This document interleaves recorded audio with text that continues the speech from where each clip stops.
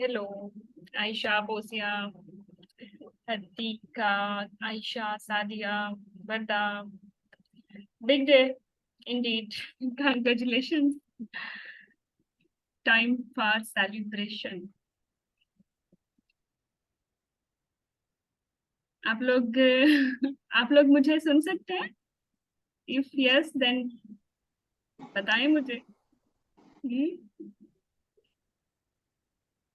जी आयशा, कैसी हैं आप? कैसा लग रहा है? Long awaited day, isn't it?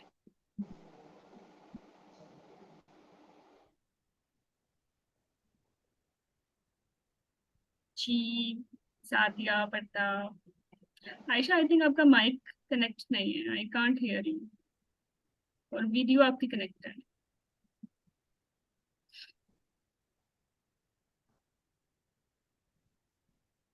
आप अपने आप को अनम्यूट करें, बातचीत करें,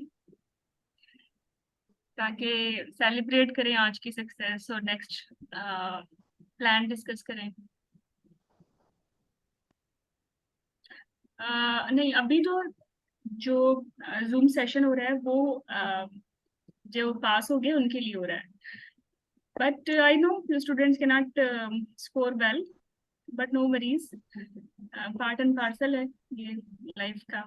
आप लोगों के साथ मेरा सेशन इंशाल्लाह टुमारो होगा and we will discuss how to improve, where to improve our mistakes for Feb 2024। Okay, I can't hear you. मैं किसी को भी नहीं सुन पा रही।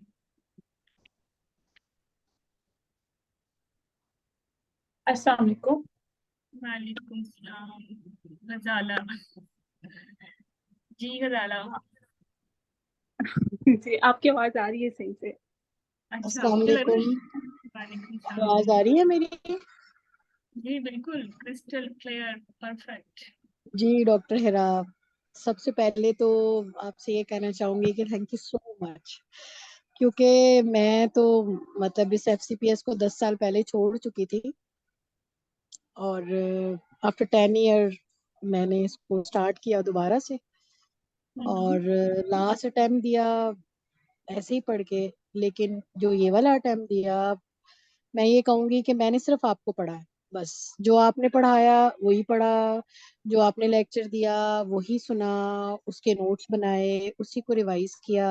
आपका क्रैश कोर्स बिल्कुल वही, ना इधर ना उधर, ना कोई बुक, कुछ भी नहीं। और न राइट न अल्हम्दुलिल्लाह लेफ्ट। बिल्कुल ना राइट और लेफ्ट। मतलब आप जो बताती थी, मेरे पास एमसीक्यूज बुक्स थी बहुत सारी, लेकिन मेरे पास इतना टाइम ही नहीं था, क्योंकि मैं थ्योरी रिवाइज भी कर रही थी साथ साथ, और जो आप 5 ईयर का पूल भेजती थी डेली, जो 100 क्वेश्चन। अच्छा, मुझे जब शुरू में मुझे लगा, मैंने कहा मतलब बिल्कुल आपको ही फॉलो कर रही हूँ, पता नहीं अल्लाह जाने क्या होगा। लेकिन मैं फीडबैक ये दूंगी कि जो आप कहती है ना वो बिल्कुल ठीक कहती है। बस आंखें बंद करके उसको फॉलो करते जाओ, और इंशाल्लाह एक दिन आप जो है ना वो पास हो जाओ। इंशाल्लाह बस मैं इंशाल्लाह। यही कहना चाहूँ। बहुत सो बहुत बहुत जज़ाकल्लाह मजा भी आया, जज़ाकल्लाह। पेपर करते हुए बहुत मजा आया। मतलब कोई भी सवाल ऐसा नहीं लग रहा था कि मैंने पढ़ा नहीं है। और मैं मतलब बता नहीं सकती, जब मैं पेपर दे के निकली थी उस वक्त भी मैंने ये कहा कि मुझे नहीं पता मैं पास होती हूँ कि नहीं, लेकिन पेपर में कुछ भी ऐसा नहीं था जो मुझे ये लगे कि मैंने पढ़ा नहीं है। और वो चले सब कुछ आपने पढ़ाया था, सब कुछ। गजाला, वेल डन। अब देखिए 70% जो आपने करना था ना वो कर लिया है। Only few percentage left and after this you will be consultant. So ये जो आपकी बातें हैं, मे बी रिकॉर्डिंग में लोग सुने तो उन सब के लिए ना it will be like a motivation. ये जो एफसीपीएस का एग्जाम है ना, इसको इतना फैलाने की जरूरत नहीं है। टू द फोकस पर, टू द पॉइंट पढ़े, एग्जाम फोकस पढ़े और इंशाल्लाह ये पास हो जाता है। जैसे कि डॉक्टर आपका हिरा, मेरे दो छोटी छोटी बच्चियां हैं। मेरी एक बच्ची 1.5 साल की है, उसको ओटाइटिस मीडिया हुआ है, अभी भी उसको हॉस्पिटल से लेकर आ रही हूँ। मतलब इन दो छोटे बच्चों के साथ मैंने जो पढ़ा है ना, वही बता रही हूँ कि मेरे पास इतना टाइम ही था कि मैं इधर उधर से पढूं। तो मैं बस आप जो बताती थी उन्हीं लेक्चर्स को सुनती थी और उन्हीं के नोट्स बनाती थी और उन्हीं को बार बार पढ़ती थी बस। चलो गजाला, मैं तुम्हें सेकंड गुड न्यूज दूं। जी। फॉर योर टॉक्स एग्जामिनेशन भी आपने राइट लेफ्ट नहीं देखना। Trust me. Just follow the course features, and definitely you will be successful in this exam इंशाल्लाह, as well. इंशाल्लाह, इंशाल्लाह, इंशाल्लाह, इंशाल्लाह, जब इंशाल्लाह, मैं इंशाल्लाह। आपका आई थिंक ओरिएंटेशन सेशन ले रही थी ना, और मैं यही बता रही थी कि प्लीज राइट लेफ्ट नहीं होना, just follow the course features. जैसे हमने इसको डिजाइन किया है बस उसको करें, और बाकी चीजें ऐड ना करें, अच्छी रिवीजन करें, अच्छे नोट्स बनाएं, और आप पास हो जाएंगे। Nobody can stop you to pass this exam. तो सेम आई एम सेइंग कि टॉक्स इससे भी ज्यादा आसान है, क्योंकि 70% तो कर चुके हो। अब कितना बचा है पीछे? 30% ओनली, जिसमें आपने सिर्फ थोड़ी बहुत चीजें बेहतर करनी है अपनी क्लिनिकल की, और इंशाल्लाह ऑल डन। इंशाल्लाह, इंशाल्लाह। वो असल में जब शुरू में आप बता रही होती है ना, तो उस वक्त लगता है कि पार्ट 2 का एग्जाम तो कोई बहुत ही बड़ा एग्जाम है और ये तो बहुत कम है। तो लेकिन विद पैसेज जब बंदा पेपर में बैठता है ना, तब पता चलता है कि नहीं, जो डॉक्टर हिरा ने कराया था वही बहुत है। जज़ाकल्लाह for such powerful words for that as well. Motivation होगी लोगों को, क्योंकि बहुत सारे लोग साथ में अब अपेयर होंगे, तो उनको भी मैं यही कह रही हूँ, प्लीज फॉलो द कोर्स। ना आप राइट देखें ना लेफ्ट देखें। और ये एग्जाम इतना मुश्किल नहीं है, इसको हम खुद ही बनाते हैं अपने लिए मुश्किल। नंबर 1 बहुत एग्जैक्टली सारी किताबें ऐड करके, बहुत सारी चीजें खोल के, और बिल्कुल आप सही कह बहुत सारे ग्रुप्स ज्वाइन करके। बिल्कुल सही कह रही हैं, बिल्कुल सही कह रही हैं। वही मैं बता रही हूँ ना कि जब मैं लोगों की डिस्कशन सुनती थी तो मुझे लगता था कि मैं तो कहीं बहुत पीछे हूँ, लेकिन मैंने फिर भी अपने आप को ना डिस्ट्रैक्ट नहीं होने दिया कि मेरे पास टाइम नहीं, मेरे बच्चे छोटे हैं, बस मैं इतना ही कर सकती हूँ। लेकिन बहुत है। आयशा, जज़ाकल्लाह। आयशा, शुबाना, 1+ एंड E2215, आप लोग कुछ कहना चाहोगे? क्या आज बात है? अच्छा, मैं ये तो डॉक्टर हिरा, एक तो आप मुझे शायद जानती हो शुरू से, आईएमएम से लेकर एमआरसीजी पार्ट 1 से लेकर। दूसरा ये है कि मैंने पार्ट 3 का कोर्स भी ज्वाइन किया। आपको पता, आपने कहा था कि इस 2 मतलब बहुत कम टाइम है तुम्हारे लिए कि तुमने बहुत लेट ज्वाइन किया, क्योंकि मेरी training right after my training मेरा एग्जाम था। लेकिन यही था कि जब मैंने, क्योंकि मुझे आदत है वीडियोस लेक्चर्स सुन के फिर पढ़ने की, तो मैंने जो आपके लेक्चर सुने थे एग्जाम में, वही मुझे आवाजें आ रही थी, मैं वहीं से आंसर अपनी पिक करती जा रही थी। हाँ, ये आपके थ्योरी के लेक्चर्स बहुत अच्छे थे। एक दो चीजें मैं जरूर आपको कहना चाहूंगी, ताकि हमारे फर्दर आगे बच्चों के लिए भी इम्प्रूवमेंट हो, कि जब रिकॉल्स हम लोग करते हैं ना, वो इतने पुअर रिकॉल्स होते हैं कि मतलब जैसे कोई सही ऑप्शन है ना, वो नहीं होती रिकॉल में। और जैसे आप अपनी तरफ से तो बेस्ट बताती हैं, तो लेकिन एग्जाम में वो ऑप्शन, असर वाली ऑप्शन आ जाती है। आई डोंट नो अब वहां पे बच्चों ने क्या किया क्या ना किया, क्योंकि जैसे आप हमें पढ़ा रहे थे, जब सेक्सुअल असॉल्ट हम एग्जाम्पल सेक्सुअल असॉल्ट हम पढ़ रहे थे कि what is the most important thing for the, मतलब हेल्थ केयर प्रोवाइडर, अगर आपके पास कोई पेशेंट आती है या इस तरह कोई चीज है, तो रिकॉल में वो चीज नहीं थी कि सेफ गार्डिंग है ना, तो एग्जाम में वो चीजें ईबीएम की लाइन पे लिखी हुई है कि safeguarding is must, the first and और फॉरमोस्ट ऑप्शन एंड थी? मस्ट है। ऑप्शन थी? जी बिल्कुल ऑप्शन थी। Okay, तो great. रिकॉल में नहीं थी, पास पेपर्स में जब हमने किए, तो ये चीज है कि And we were very recall worried में what to या choose. तो Everything was important. Yes, yes, I can remember. Exactly एक बात ये है कि हम लोगों ने बस, जैसे आपने कहा, रिकॉल के पीछे नहीं इतना पढ़ना, हम लोगों ने मतलब अपने कंसेप्ट क्लियर करने हैं। पास वही होगा जो अपने कंसेप्ट जिसके क्लियर होंगे, क्योंकि एग्जाम में बिल्कुल। ये नहीं आता कि व्हाट टू गिव, एग्जाम में आता है व्हाट नॉट टू गिव। अब हमें पता होता कि हमने क्या देना है, तभी हम चूज कर सकते थे, नेक्स्ट शुरू कर सकते क्या नहीं देना। तो बस इतनी ही क्लोज ऑप्शंस थी। तो थ्योरी का तो बहुत ज्यादा फायदा हुआ, मॉर्निंग क्योंकि मुझे तो सुन मॉर्निंग के ही याद रहती है। मॉर्निंग में थे आप या इवनिंग में थे? मेरा मॉर्निंग में था। मॉर्निंग में। मॉर्निंग का पेपर थोड़ा डिफिकल्ट भी था इवनिंग के पेपर के निस्बत। थोड़ा नहीं, बहुत डिफिकल्ट था। But well done, you अच्छा, you मॉर्निंग have में थोड़ा done बहुत, this. मैं सबसे ये एक्सपीरियंस भी शेयर कर दूं कि ना, मॉर्निंग 2 पेपर से ना, पेपर 1 गायनी और पेपर 2 ऑप्स का। पेपर 1 गायनी का ना, मतलब शॉर्ट स्टेम्स थी, ठीक थी, अच्छा लगा मुझे और ठीक हो गया। तो मैंने तो बस ठीक सेटिस्फाइड थी कि हाँ ठीक है, मैंने चलो 80% तो कर लिया है, पेपर 2 में भी इतना ही होगा तो पास हो जाएंगे। लेकिन पेपर 2 ऑप्स का था, जब मैंने पहला क्वेश्चन पढ़ा स्किप कर दिया, दूसरा किया, तीसरा स्किप कर दिया, मतलब मेरी 50-50 वाली रेशो जा रही थी। मेरी तो हवाइयां ही उड़ गई थी बिल्कुल ही, कि मैं, एक तो टाइम मैनेजमेंट, इतनी लंबी स्टेप्स थी। जो मुझे चीज हेल्प की है ना, दो सबसे बड़ी एग्जाम पास करने में आपके पॉइंट ऑफ व्यू से, वो ये थी कि एक तो मैंने जो आपके लेक्चर सुने थ्योरी वाले, दूसरी ये चीज इंपॉर्टेंट थी कि आपने कहा था बज़वर्ड ढूंढो। तो अब इतनी लंबी स्टेटमेंट को दोबारा पढ़ना, दोबारा पढ़ के समझ नहीं आई थी कि मैंने बज़वर्ड मतलब वहां पे बैठ के ना हाईलाइट करना शुरू कर दिया अपने माउस से क्लिक करके, फिर उसके बाद मैं आंसर तक पहुंच जाती थी। तो पेपर 2 बहुत लेंथी था, टाइम मैनेजमेंट में बहुत मसला हुआ था। मतलब यही है कि स्पीच शुरू से अपनी तेज रखे, वो मैंने ट्राई की, लेकिन स्टिल बहुत लेंथी थे। मैंने फीडबैक भी दिया है सीपीएसपी को कि आपके लेंथी स्टेम्स बहुत ज्यादा थी, तो उसको तो थोड़ा तुम सा पार्ट 2 देखें। दोगे ना बाकी एमआरसीयूजी का, फिर बताना। उसमें भी टाइम मैनेजमेंट का मसला होता है। बहुत ज्यादा। वहाँ एक एक्स्ट्रा एक क्वेश्चन होता है, 12 ऑप्शंस होते हैं। एनीवे आई एम नॉट, मैं तुम्हें स्केयर नहीं कर रही, तुम पहले ही मतलब बहुत अच्छा हाँ काम मुझे करके आई आइडिया हो, है बहुत तो। शार्ट टाइम में तुमने किया है। और actually Ayesha, I was worried about you. I was, मुझे भी लगा आप कोई और आयशा है, मुझे याद आया आप वही आयशा है जो एमआरसीयूजी 1 में मेरे साथ थी, और फिर मैंने आपको बोला ज्वाइन एज इन एफसीपीएस, और फिर शॉर्ट टाइम भी था और you were very worried how to do this, but you just जी started it and you know I, मुझे अब याद आ गया आयशा। अभी आपके नीचे भी क्या आयशा है, पूरे कोर्स में भी मैं बस बहुत आयशा तो पुरानी हूँ। थी। मैं एनिमम के जमाने की हूँ, आपकी स्टूडेंट। मैं बहुत पुरानी स्टूडेंट हूँ। Okay okay okay.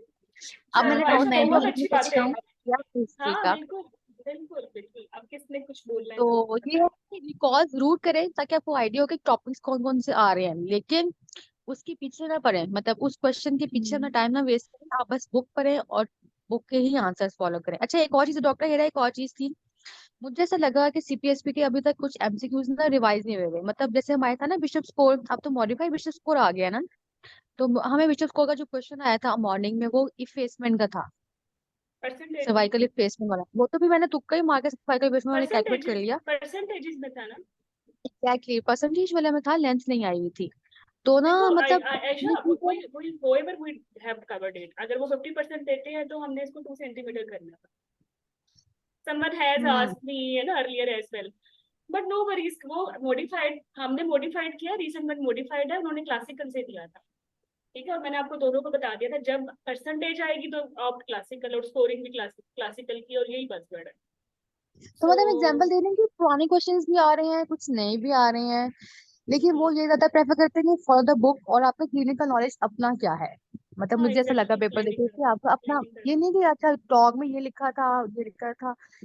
टॉक और सब चीजें एमआरसीजी के लिए हेल्पफुल है, एफसीपीएस के लिए मेरा निशान इतना है, अनलेस उन्होंने बहुत बनाया, क्योंकि हमारा सिलेबस वो लोग बुक को देख के बनाते हैं, या हमारी अपनी मतलब स्टेट आर्ट डेवलपिंग कंट्री के तुमने अकॉर्डिंग तुमने तो मसाइल को कुछ देख ज्यादा के। स्टडी कर ली है सीपीएससी को एक ही अटेम्प्ट में। गुड। मुझे अच्छा, पेपर अच्छा देकर पढ़ा लग है, पड़ गया बड़ा था। डीपली पढ़ा है। आयशा, तुमने जो सारी बातें बताई है ना, उसका जो मैंने कंक्लूजन निकाला है, जिसको एक लाइन में मैं समराइज करने लगी हूँ, फिर हम किसी और का फीडबैक लेते हैं। आपका ये है कि do not blindly follow the recalls, हमेशा स्टेम पढ़ें, बजवर्ड ढूंढें और अपनी आइडियल की बनाएं, whether it is in option और नॉट, ताकि आपको पता हो ये आइडियल है। और फिर आप एक्सक्लूड करेंगे, चलो ये सारी पांचों में से, उन पांचों में से कौन सी बेहतर है, तो that it is like that, but ideal you should always make, जैसे कि मैं बिल्कुल भी ऐसे ही, बताती और रही। इसके लिए थॉरली पढ़ना और साथ थॉरली के बाद रिवीजन में स्मार्ट वर्क, जैसे आपके स्टडी कार्ड थे वो बहुत हेल्पफुल थे, बहुत ज्यादा। मतलब बंदा आंखों से गुजार लेता है चीजें, तो आपको बस माइंड में चीजें विजन रहता है उस चीज का ना, विजुअल मेमोरी रहती है। तो बस यही चीज थी कि क्रैश कोर्स में हमारे जो थी वो स्टडी आपको जो थे फ्लैश कार्ड्स और थ्योरी के आपको जो लेक्चर्स थे, इट वाज क्वाइट हेल्पफुल। बस रिकॉल्स का था कि भाई रिकॉल्स पे पीछे नहीं पड़ना। मतलब जैसे रिकॉल्स मैंने ऐसे आपके जब ही हैं, जूम मीटिंग्स ऐसे होती ही थी, होते हैं। बच्चे बड़े आप बहस बिल्कुल करते ठीक होते कह हैं कि रहे हो। भाई रिकॉर्ड में ये आंसर क्यों नहीं, ये आंसर भाई ये आंसर नहीं है। आप पूरी वहां पे स्टेम, इतनी बड़ी स्टेम थी, मेरा नहीं ख्याल कि कोई पूरी स्टेम प्रोड्यूस कर सकता है। तो आप टोटली फिर आपकी की चेंज हो जाती है। तो रिकॉल देखने जरूर है, लेकिन रिकॉल के पीछे भागना नहीं। बिल्कुल सही बात बाकी अब किया। आपने हमें टॉक्स का बताना है प्लीज। हाँ, मैम तो नहीं कुछ प्लीज हो। मैं बोलूँ। हाँ हाँ, बिल्कुल। हेलो मैम, मेरी आवाज आ रही है? जी जी, वी कैन हियर यू। अच्छा मैम, मेरा नाम भी आयशा है, और नाम मैं भी आपके पास आई मैम से हूँ। मुझे कैसे पता चला था कि आप ना ऑनलाइन कोर्स लेती, तब मैंने आपका IMM का टॉक्स ज्वाइन किया था, तभी निकल गया था फर्स्ट टाइम में ही। अभी मैंने थ्योरी कोर्स भी आपका ज्वाइन किया। मीनवाइल ना मैम, शायद मैं आपको अपनी स्टोरी सुनाती रहती थी, मैसेज भी लेकर करती रहती थी कि मेरे हस्बैंड चले गए, मेरी छोटी सी बेटी थी उसको स्ट्रोक हुआ। तो मीनवाइल ओके मैं ना ओके बहुत ओके, अब मुझे याद आ गया। हाँ, ठीक है। तो मैं उस टाइम बहुत परेशान थी। लेकिन ना बस शायद मैंने कहा था पेपर मैंने ही देना है, तो मुझे किसी ने और ने मेरी जगह के पेपर नहीं देना। तो साथ साथ पढ़ती रही। मुझे 2 दिन 3 दिन, ऑब्वियसली उन दिनों में तो नहीं ज्यादा पढ़ा जाता था, लेकिन मैक्सिमम दिन पे 3 से 4 घंटे निकाले हुए थे कि बस पढ़ना है। क्योंकि आपको पता है फिर अगर एक चीज लटक जाए तो नेक्स्ट फिर आपको पता है फिर और 4 महीने और मेहनत करनी पड़नी थी, 8 महीने फिर लटक जाते थे।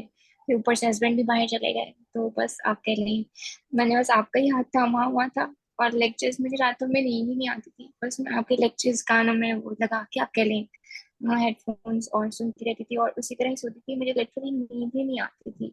तो मुझे ऐसा लगता है शायद आपकी आवाज मेरे ना नींद की गोली की तरह एक्ट करती है और मैं उससे सो जाती हूँ।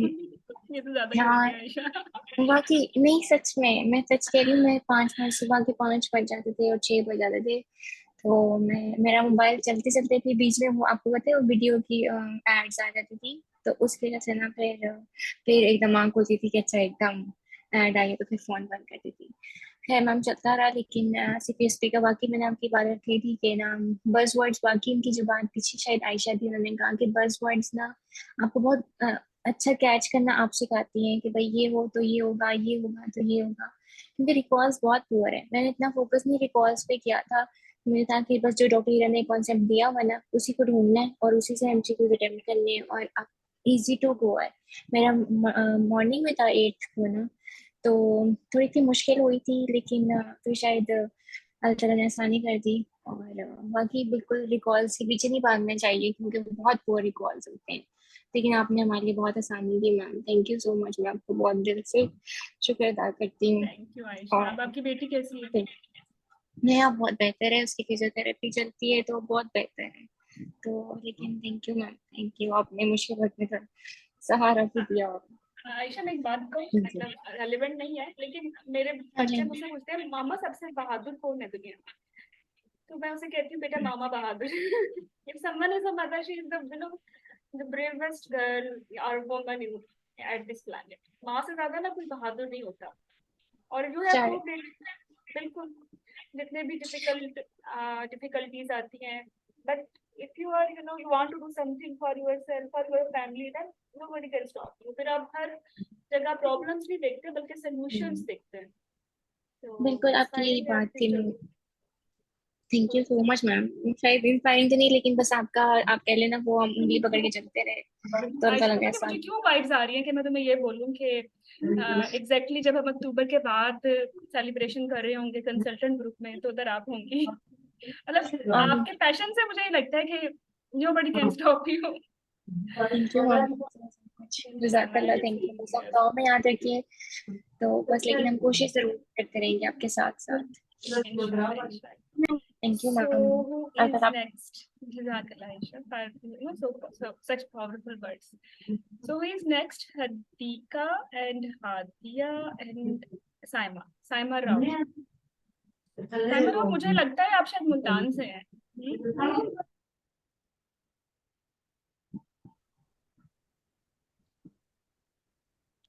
मैं कुछ कहना चाहूंगी। जी जी। मैं ये कहूंगी कि आप जो है जो काम कर रही हैं और जो मेहनत कर रही हैं, अल्लाह ताला आपको इसको जरूर अजर देगा। लाइक आपका जो काम है ना, वो मतलब जिस तरह से आप पढ़ाती हैं, आप बिल्कुल एग्जाम ओरिएंटेड होके पढ़ाती हैं। और मतलब मुझे पता है कि आप इसमें बहुत मेहनत कर रही हैं, तो मैं बस यही कहूंगी कि अल्लाह ताला आपको इसका बहुत ज्यादा अजर दे और आपकी बहुत आसानियां करें। आप इतने सारे लोगों की दुआएं लेती हैं, जैसे आज भी मैं देख रही थी ग्रुप पे, तो बहुत सारे लोग आपको दुआएं दे रहे थे। तो अल्लाह आपके लिए जज़ाकल्लाह। बहुत सारी आसानियां करे। वाकई में आप बहुत ज्यादा मेहनत कर रही हैं और जिस जिस तरह से आप पढ़ा रही हैं वो बहुत ज्यादा इफेक्टिव है। मतलब अगर आपको ही फॉलो करें ना सिर्फ, तो एग्जाम पास हो जाता है। मतलब बिल्कुल इस तरह से आप एग्जाम ओरिएंटेड बता रही हो। बाकी ये जो बाकी लोगों ने कहा कि वही बात है कि कीज को क्रैम नहीं करना और अपना थ्योरी स्ट्रॉन्ग करनी है, जो यही बात है आप जो बता दिए हैं, तो आपको फॉलो करें तो एग्जाम पास हो जाता है इंशाल्लाह। इंशाल्लाह इंशाल्लाह। तो देखा, मुझे भी आपकी आपसे है आपको अच्छी तरह मैं जानती भी हूँ, तो जो मुझे आपके हालात पता है और उसमें जैसे आपने तैयारी की है और एग्जाम निकाला है, तो you are very brave girl. आपको भी रोकना आसान नहीं है। और ये FCPS is not your only destination. Actually, I am seeing you इंशाल्लाह at various other international platforms as well. You are very good girl and hard worker. इंशाल्लाह। बस मतलब आपको मेरे हालात पता हैं। तो बस मैं बदली जरा मुश्किल था इस दफा, क्योंकि एनवायरनमेंट बिल्कुल न्यू थी और पढ़ाई का पढ़ना मेरे लिए थोड़ा मुश्किल था, लेकिन मैंने यही सोचा कि हालात तो यही रहेंगे और हमने पढ़ना, खुद पढ़ना है। तो बस Inshallah, good luck for Allah your ताला talks की। as well. And I thank you know so much. you will be a wonder girl in that course as well. So who इंशाल्लाह। is next? Hadia, Hina, and Sana. You want to say something?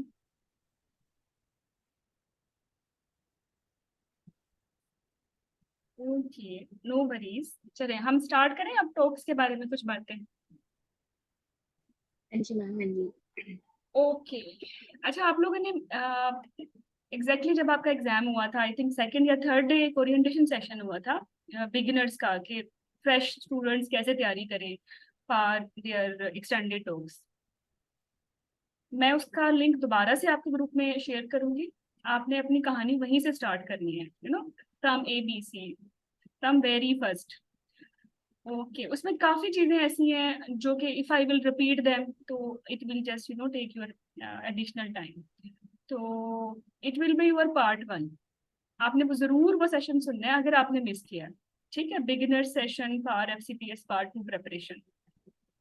So in that session हमने discuss किया था कि history अच्छी क्या होती है, history के स्टेप्स क्या होते हैं, FCPS के एग्जाम में जो मोस्ट इम्पोर्टेंट स्टेशंस होते हैं वो कौन से होते हैं, जो कि मेजोरिटी स्टूडेंट्स के पास या फेल होने का बाइस बन जाते हैं. मैक्सिमम जो स्कोर गेनिंग स्टेशंस होते हैं वो कौन से होते हैं, एंड एवरीथिंग. सो मैं उसको ब्रीफली जस्ट समराइज करूंगी. ठीक है, आई थिंक एग्जाम कब है, अक्टूबर में है ना अभी, 17 अक्टूबर समवन वाज सेइंग. क्या टेंटेटिव डेट आई है? हाँ मैम, 18th of October है। 18 अक्टूबर. ओके आज क्या है? 21 अगस्त है ना. हाँ जी ma'am. So how many days we have? Hmm, 21 अगस्त में, यस. चलो क्विकली, मेरी मैथ तो इतनी अच्छी नहीं है. ऑलमोस्ट मैम 2 months है हम कह रहे थे। हाँ ऑलमोस्ट 2 मंथ्स है, लेकिन हम इसको 60 डेज नहीं लेते, हम इसको ले लेते हैं 40 डेज. नहीं 40 से कम ही हो जाएंगे, 50 डेज ले लेते हैं. ठीक है. अच्छा टेंटेटिव डेट है ना ये तो, कि 18 अक्टूबर तक होगा, लेकिन सम टाइम आगे ही जाता है, इससे पहले नहीं होता. जितनी भी आज तक टेंटेटिव डेट्स आई हैं उन डेट्स के बाद ही एग्जाम हुआ है, उससे पहले कभी नहीं हुआ. तो हैव फेथ के on average each one of you have 50 days. ठीक है. अच्छा आपको थोड़ा सा मैं हिस्ट्री बता दूं तो जुलाई 2022 से पहले आपके लॉन्ग केसेस होते थे. ठीक है. और एक दिन आपके टॉक्स होते थे, सिंपल टॉक्स जैसे IMM में होते थे 12. और नेक्स्ट डे आपके 2 लॉन्ग केसेस होते थे, और हर केस जो था वो 1 आवर का होता था. ठीक है. फिर उन्होंने इंट्रोड्यूस कराए जुलाई 2022 के बाद आपके एक्सटेंडेड टॉक्स. एक्सटेंडेड टॉक्स में थोड़ा टाइम ज्यादा कर दिया था टॉक्स का, और 2 सेशंस को उन्होंने मर्ज कर दिया था, जिसको उन्होंने नाम दिया था शॉर्ट केस का. शॉर्ट केस से मुराद यही है जैसे कि पहले लॉन्ग केसेस होते थे. ठीक है, एवरीथिंग बस क्लिनिकल के, या तो रोल प्लेयर बैठा है. यूजुअली रोल प्लेयर FCPS में नहीं आते, MCPS या दूसरे एग्जाम्स में आते हैं. FCPS में नवंबर को जैसे मैंने देखा, उससे पहले जून में मैंने देखा रियल पेशेंट आए थे. ठीक है. तो इन शॉर्ट केसेस में रियल पेशेंट्स आते हैं, आपको लाइव हिस्ट्री लेनी पड़ती है. Sometime you have to examine them live, या आपको वो फाइंडिंग्स दे देते हैं. तो after taking history and you know asking examination findings या doing after doing the examination, आपने अपना डायग्नोसिस बनाना होता है. ठीक है. डायग्नोसिस बनाने के बाद जो भी आपके माइंड में है, आप इन्वेस्टिगेशन मांगते हैं एग्जामिनर से. ठीक है. और फिर उसके बाद आपका फर्दर वाइवा स्टार्ट होता है कि on the base of history and examination आपके डिफरेंशियल्स क्या हैं, और जो आपके पहले 1 या 2 DDs होते हैं वो उस पे आपकी मैनेजमेंट वो पूछते हैं, और आपके जो डिफरेंशियल्स बने हैं वो क्यों बने हैं, उनके यू नो डिफेंस लाइंस पूछते हैं. और इसके साथ आपका दूसरा शॉर्ट केस स्टार्ट हो जाता है. यूजुअली एक शॉर्ट केस ओप्स का होता है और एक होता है गाइनिंग का. ठीक है. तो इस तरह से ये शॉर्ट केस जो है वो डिजाइन करते हैं.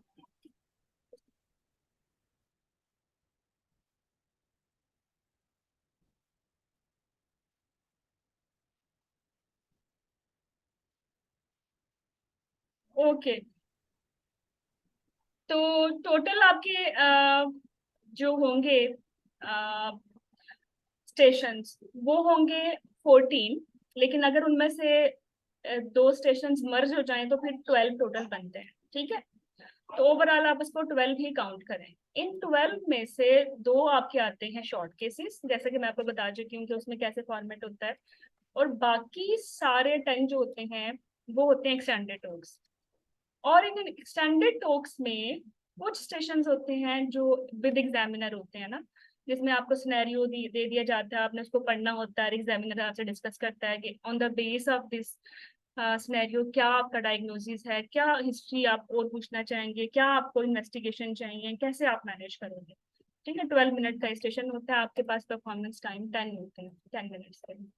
कुछ स्टेशन ऐसे होते हैं जिसमें आपको ड्रिल करनी पड़ती है कि सीपीआर करते हैं, ठीक है, ब्लैडर रिपेयर करते हैं, ब्रीच डिलीवर करते हैं, तो ड्रिल वाले स्टेशन होते हैं। तो कॉन्ट्रासेप्शन गायनी में से आ जाते हैं, ठीक है। तो एक और भी स्टेशन होता है ओनली इन एफसीपीएस, जो कि एमसीपीएस में नहीं आता, ठीक है। ऑलमोस्ट एफसीपीएस एमसीपीएस एग्जाम एक जैसे होते हैं, लेकिन एफसीपीएस का जो अनप्रिडिक्टेबल स्टेशन है वो होता है क्लिनिकल गवर्नेंस पे। या कोई आपने ऑडिट करना होता है, या किसी रिसर्च आर्टिकल को आपने लेके चलना होता है, तो ये थोड़ा सा इस तरह के आपके स्टेशन आते हैं एग्जाम में, ठीक है। अब आपको रियल फॉर्म में मैं बताती हूँ कि पेपर, ओरिजिनल पेपर कैसे लगता है दिखने में। लेट्स सपोज अभी रिसेंट जून में जो आपके एग्जाम्स हुए हैं, ठीक है, तो यस, ये 5 जून का पेपर है। अच्छा, जो आपके टोटल एग्जाम्स होते हैं ना, 5 दिन होते हैं, और हर दिन हर सेंटर पे पेपर होता है। कराची बनता है सेंटर, इस्लामाबाद बनता है, और लाहौर बनता है, ठीक है।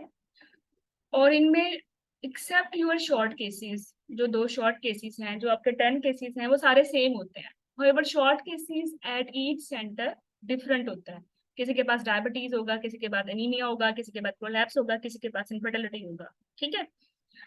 अच्छा, तो टोटल टाइम हर स्टेशन का 12 मिनट ही होता है।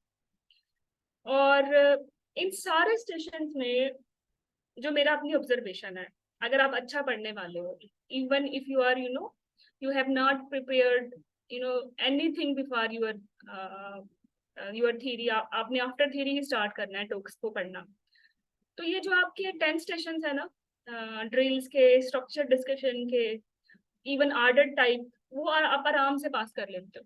आप जिसमें रहते हो वो है शॉर्ट केस, जैसे पहले लोग लॉन्ग केसेस में रहते थे, ठीक है। तो तो एफर्ट आपने करनी पड़ेगी। वो जो 10 स्टेशन है उन वो भी अच्छे तभी होंगे ना जब आप उनको बार बार प्रैक्टिस करोगे। लेकिन फिर भी अगर आप प्रैक्टिस करते हो, आप कीज को अच्छा सा याद करते हो, क्रैम करते हो, अपने स्टडी बडी के साथ उसको प्रैक्टिस करते हो, तो उसमें आप अच्छे हो जाते हो। और अगर एक कैंडिडेट जो थ्योरी पास करके आया है, वो इतना अच्छा जरूर होता है कि वो इस तरह के स्टेशंस, अगर वो एनफ टाइम दे, ऑनेस्ट प्रिपरेशन करे, तो वो पहली अटेम्प्ट में भी निकाल लेता है, इफ वो अगर हार्ड वर्क करता है, वरना ये भी तंग करते हैं, ठीक है। फिर आप फंसते किधर हो फिर फिर ये जो एफसीपीएस का क्लिनिकल एग्जाम है, why it is difficult to pass, मतलब to be very honest, easy जरूर है, लेकिन जो स्कोरिंग परसेंटेज है ना, वो थ्योरी से भी कम है।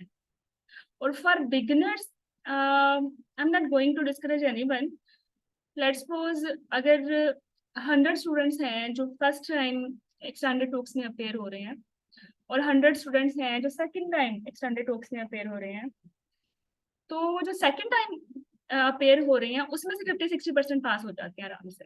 लेकिन जो फर्स्ट टाइम अपेयर हो रही हैं, अगर 100 हो रहे हैं, तो उसमें 10% ओनली यूजुअली पास होते हैं, जो कि मैं ऑब्जर्व कर रही हूँ जब से मैं खुद पार्टी की तैयारी कर रही थी, उसके बाद से मैं कोच कर रही हूँ। तो ना बच्चों, मुझे ना इसकी सिंगल वजह जो लगती है वो यही है कि आप अच्छे नहीं हो शॉर्ट केसेस में, और इस जगह आपको ज्यादा एफर्ट करनी चाहिए। आप इन स्टेशन को हरगिज हरगिज हरगिज हरगिज लाइट ना लें, ठीक है। अच्छा, जुलाई से पहले तो बच्चे लॉन्ग केसेस के लिए एफर्ट करते थे, हॉस्पिटल जाते थे, पेशेंट से इंटरेक्ट करते थे और जान लगाते थे ना क्लिनिकल केसेस में पास होने के लिए। जुलाई के बाद से बिल्कुल एक ट्रेंड आया कि लोग ऑनलाइन कोर्सेज पे ही बैठ गए कि भाई अब ऑनलाइन ही पढ़ लेंगे, क्योंकि है तो ये एक्सटेंडेड टॉक्स, रियल पेशेंट आता है नहीं आता, रोल प्लेयर आता है, हिस्ट्री तो हमें हम जस्ट घर बैठ के रट्टा मार लेंगे तो हम you reproduce it in exam. तो इस गलत फहमी की वजह से बजाय इसके कि लॉन्ग केस चेंज होने के बाद शॉर्ट केसेस आराम से पास होते हैं, वो और मुश्किल हो गए पास करना। आपको यहाँ तक मेरी बातें समझ आ रही है? आयशा, आमना, राबिया, अभी तक जो बोला है, हाँ। तो मैं तुम लोगों के साथ ना बहुत ऑनेस्ट होके बता रही हूँ कि ये गलतियां तुम लोगों ने नहीं करनी। ठीक है, सबसे पहला जो तुमने एक सेट बिलीफ तोड़ना है ना, वो ये है कि जो पहली दफा पेपर देगा वो फेल होगा। ठीक है, whoever will appear first time उसने तो फेल होना है। तो ये अटेम्प्ट ऐसा करते हैं, अभी ओरिएंटेशन के लिए यूज कर लेते हैं, फिर सेकंड अटेम्प्ट में देख लेंगे। ठीक है, डोंट डू दिस। मैंने आपको बोला ना 10% लोग पास होते हैं, वो कौन से 10% लोग होते हैं जो फर्स्ट अटेम्प्ट में पास होते हैं? वो ये वाली थ्योरी मानते ही नहीं है कि फर्स्ट अटेम्प्ट में लोग पास नहीं होते। चूंकि वो ये थ्योरी नहीं मानते तो वो इसके लिए तैयारी करते हैं एट देयर बेस्ट, है 100% की बजाय दे गिव देयर 200%। और मैं आपको बताऊं, मेरा भी जो था क्लिनिकल एग्जाम फर्स्ट अटेम्प्ट में ही पास हुआ था। मैंने भी इस थ्योरी को ऑप्ट नहीं किया था कि ये पहली अटेम्प्ट में क्लिनिकल एग्जाम पास नहीं होता है। ठीक है, और जो भी पॉसिबल, अभी आपने आयशा की स्टोरी सुनी है ना, कितने डिफिकल्ट हालात में, मैं आई मस्ट सैल्यूट हर कि आपकी औलाद, आपका जिगर गोशा एक डिफिकल्ट फेज में हो, उसको भी लुक आफ्टर करना और साथ साथ पढ़ना। तो जब उन्होंने इतना कुछ किया और उन्होंने इस थ्योरी को नहीं ऑप्ट किया कि मैं तो, मेरे तो हालात अच्छे नहीं है, तो मैं तो मतलब मेरे लिए तो जस्टिफाई है कि मैं, मेरे साथ कुछ भी हो जाए, बट शी प्रूव्ड हरसेल्फ। उन्होंने गिव अप नहीं किया, बेटी का भी ख्याल रखा, तैयारी भी की, और वो पास हुई नहीं पास। आपने देखा होगा आज के दिन में बहुत सारे लोग ये कहेंगे कि we failed, it was our third attempt, it was our fourth attempt. हमारे साथ तो सीपीएसपी जो है स्पेसिफिकली और बिहेव कर रही है, पता नहीं कौन लोग पास होते हैं। तो पास वही होता है जो ये मानने से इनकार कर देता है कि मैंने फेल होना है। ठीक है, डू नॉट टेक दैट ठीक। अच्छा, हाउ यू विल पास? देखो, मैंने बोला है ना कि ये जो 10 स्टेशन हैं जिसमें आपने ड्रिल करनी है, तो आप हर ड्रिल, टोटल ड्रिल्स हैं कितने पूरे ओब्स में? लेबर के ड्रिल्स हैं या गायनी में कॉन्ट्रासेप्शन की ड्रिल्स हैं, वो सारी में मैं मिला लूँ ना तो हार्डली दे आर 12। तो उन 12 ड्रिल्स को आप अच्छे से प्रैक्टिस कर लो, 12 टाइम्स ईच कर लो, 50 डेज में हो भी जाएगी आराम से। कौन आपको फेल कर सकता है फोर्सअप लगाने पे जब आपने उसको इतने अच्छे से प्रैक्टिस किया है? कौन आपको फेल कर सकता है ब्लैडर रिपेयर करने में जब आपने हर स्टेप को एक्सटेंडेड वे में ड्रिल करके दिखाया है और आपने उसको पहले ही इतना प्रैक्टिस किया होता? तो एग्जाम डे में तो आपके रिफ्लेक्सेस सेट थे, ये पास हो जाएगा आपका। ठीक है, स्ट्रक्चर डिस्कशन में तो वो अटेम्प्ट सबसे अच्छी होती है जिसमें तुम लोगों ने थ्योरी निकाली है, थ्योरी तो आपको अच्छी आती है। स्ट्रक्चर डिस्कशन उस तरह के स्टेशंस हैं कि अगर आप आपको उसमें से कुछ भी आता है ना, मतलब आपका एसएलई का आ गया या रूमेटॉइड आर्थराइटिस का आ गया, लाइक कोई और मैं रेयर लिख दूंगी, एपिलेप्सी बहुत रेयर आप अपने एग्जाम अपने देखते हो ओपीडीज में, वो भी आ गया। बट आपको अगर एपिलेप्सी पे अच्छी थ्योरी आती है ना, फिर भी आप इसके स्ट्रक्चर डिस्कशन में से 7-8 नंबर ले जाओगे आराम से, because you are good in theory. Theory में पास थे तो थ्योरी थ्योरी अच्छी थी तो थ्योरी पास करके आए हो ना। तो एग्जामिनर ने ये बोलना है हिस्ट्री पे क्या देखना है, तो आपको पता है एपिलेप्सी की हिस्ट्री में क्या चीजें इंपॉर्टेंट है ना, प्री कंसेप्शन से लेके पोस्टमार्टम तक। इन्वेस्टिगेशन में क्या करना है वो भी आपको असबर है क्या करना है। According to the drugs patient की जो है रिस्क असेसमेंट करनी है, और एनॉमलीज प्लान करने हैं, या एमडीटी केयर है और तो कुछ भी नहीं है, या फिट्स मैनेजमेंट है, या लेबर केयर है, बट सेल्स और इसी के रेलेवेंट इन्वेस्टिगेशन है, वही मैनेजमेंट है। तो आप इसमें फेल नहीं होने वाले। If you know anything about epilepsy, structure discussion आपका निकल गया। ठीक है, इसके साथ आपने थोड़ा सा फॉर्मेट सेट करना है जो कि बिगिनर सेशन में मैं बता चुकी हूँ क्या फॉर्मेट होता है कि हिस्ट्री में ये चीज स्टेप्स हैं 1 2 3, इनके ये एम्स हैं, ये पॉइंट्स हैं। 2 और 3 तो सब में सेम है, 1 ले लेके डिफरेंट है, और उसमें आपने डिफरेंशियल एक्सक्लूड करने हैं। तो एपिलेप्सी फिट्स के साथ आता है तो आपने फिट्स के डिफरेंशियल एक्सक्लूड करने हैं, दैट्स ऑल। ठीक है, तो उस फॉर्मेट के साथ एडिट अपना थ्योरी लगाएंगे तो पास दिस स्टेशन एज वेल। ठीक है, फिर तीसरा सेशन यूजुअली ऑडिट के आते हैं, 1 2 ऑडिट करके देख लेंगे तो फिर तो ऑडिट में ही माहिर हो जाओगे, ऑडिट का साइकिल ही पूरा करना है ना। इसी तरह आर्टिकल अप्रेजल भी बड़ा सिंपल है, उसके एक ना स्टैंडर्ड स्टेप्स हैं, वो आपको आने चाहिए। ठीक है, या स्टडी डिजाइन स्टैंडर्ड है वो तो चेंज नहीं होगी ना, वो तो मॉडिफाई नहीं होगी ना, थोड़ी सी एफर्ट करोगे सीख जाओगे ये। कोई लीफलेट अप्रेजल है, कोई रिसर्च स्लिप का अप्रेजल है, ठीक है, या कोई पेरीनेटल मॉर्टेलिटी मीटिंग चल रही है, तो आप अपने क्लिनिक में ये चीजें क्लिनिकल लाइफ में ट्रेनिंग में देखते रहते हो, ये भी डुएबल है, ये भी आप कर लोगे। तो इस तरह करके टोटल आपके 10 स्टेशन तो पास हो गए। फिर क्यों फेल हो जाते हो? फेल इसलिए होते हो कि if you are fail in short cases they will not give you credit, they will make sure कि आपकी एग्रीगेट इस तरीके से बनाई जाए कि आप फेल हो जाओ, बिकॉज दे बिलीव कि रियल पेशेंट के साथ अगर आप सरवाइव नहीं कर सके तो आपका जो थ्योरेटिकल नॉलेज है उसके बेस पे आपको ये प्रिविलेज नहीं दिया जा सकता कि आप जाके आउटसाइड दिस एग्जामिनेशन सेंटर जाके इंडिपेंडेंटली पेशेंट्स को ट्रीट करो और देखो एज ए कंसल्टेंट, बिकॉज आप तो in front of examiner fail हो गए हो पेशेंट को देखना।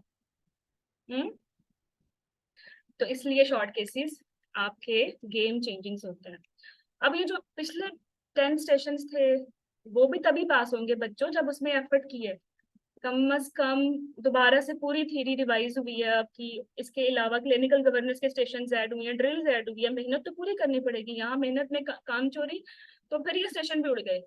ठीक है, however I assure you कि by doing this with एक दो स्टडी पार्टनर भी मिल जाए और आपको टेम्पलेट्स मिल जाए इन सारे पास पेपर्स की, आप आराम से खुद को रिकॉर्ड करके सुनो, किसी के साथ प्रैक्टिस करो, घर बैठ के अपने मॉडल प्रिपेयर करो जो कि इजी टू डू है, एपिसेट लेना है और आपको किसी भी कॉमिक शीट पे भी लिंक लगा के आप देख सकते हो। तो नोबडी कैन से कि ये एग्जाम इस तरह के स्टेशन आप पास नहीं कर सकते, आप पास कर सकते हो। ठीक है, लेकिन शॉर्ट केसेस में आपको कुछ डिफरेंट करना पड़ेगा। क्या डिफरेंट करना पड़ेगा? What do you think? अब हमने पास होना है फर्स्ट अटेम्प्ट में इंशाल्लाह। हमने तो मानने से इनकार कर दिया है कि हम उन 90% लोगों में हैं जो ये समझते हैं कि फर्स्ट अटेम्प्ट में लोग पास नहीं होते। हमने तो होना है पास, अगर आप ये समझते हो अपने पास होना है तो फिर आप पास होंगे भी सही। You will create circumstances for you. वो है ना एक मशहूर quote, if you really want to do something the whole universe conspires in your favour. अभी आपने आयशा की स्टोरी सुनी है, उन्होंने गिव अप नहीं किया तो फिर सारी यूनिवर्स ने भी उनको सपोर्ट किया। ठीक है, शी ज्वाइंड अस, वरना इतने सारे कोर्सेज हैं, बट लकीली सही जगह पे सही टाइम पे सही लोगों से मिलवाना ये यूनिवर्स का ही काम है ना, nature is working behind this. Okay, तो शॉर्ट केसेस में क्या करना चाहिए, आप क्या समझते हैं? मैंने आपको बता दिया शॉर्ट केसेस क्या होते हैं। सफिया, रबिया, थ्योरी लेक्चर दोबारा से घुसने की जरूरत नहीं है। ठीक है, तो वो उसके समरी कार्ड से इनफ है, बल्कि वो भी इनफ नहीं है, जितने भी आपके पूल है उनके टेम्पलेट्स हमने सेट की हुई है, हमने कीज बनाई हुई है, बताती हूँ मैं। Let me know what you think how to pass short cases. एक पेशेंट है, एक आप हो, एक एग्जामिनर है, बल्कि 2 एग्जामिनर होते हैं। ये है इसकी formula. Point history organised by time management. Time management को गोली मारो रबिया। टाइम मैनेजमेंट आप वहाँ मसला होता है। हाँ, जो टाइम मैनेजमेंट पता है कब मसला होता है, जब आपको आता ही नहीं कुछ बिकॉज मीन्स आपको कहा जाए एसओबी की हिस्ट्री लें, आपको पता ही नहीं एसओबी की हिस्ट्री के पॉइंट्स क्या हैं, क्या पूछना है, ऐसे गप्पे मारते रहोगे, टाइम ज़ाया करके आ जाओगे, यू विल स्टैंड ओवर। तो अगर आपको पता है एसओबी की डिफरेंशियल्स क्या है, इनको पूछने के लिए क्वेश्चंस पहले ही रट्टा मारे हुए हैं, लिखे हुए हैं, और सेंसिबली इनको एक्सप्लेन करना भी आता है, ठीक है। और इसको आपने 100 दफा प्रैक्टिस किया होगा, 100 दफा, 100 टाइम्स। तो क्या टाइम मैनेजमेंट मसला है? मसला ही नहीं है। 100 टाइम्स एक दफा एक चीज करो ना तुम लोग, तो time management is not issue. मैं अक्सर बताती हूँ, मैं ना प्रोलैप्स में बड़ी खराब थी। प्रोलैप्स एग्जामिनेशन करने में मैं 100 मिनट लेती थी और फिर भी गंदा करती थी। जब मैंने अपनी एग्जाम की तैयारी शुरू की और मैंने कहा ऐसे तो बात नहीं बनेगी, क्योंकि प्रोलैप्स तो प्रोबेबिलिटी ज्यादा है प्रोलैप्स आने की, या तो प्रोलैप्स आता है या मैसिव डाउन आता है या इनफर्टिलिटी और गायनी में आता ही क्या है आफ्टर एचएमटी। तो आई स्टार्टेड फ्रॉम 100 मिनट, और till if I was not able to do it in 4 minute, मैंने इसको क्विट नहीं किया। मैंने इसको 100 टाइम प्रैक्टिस किया।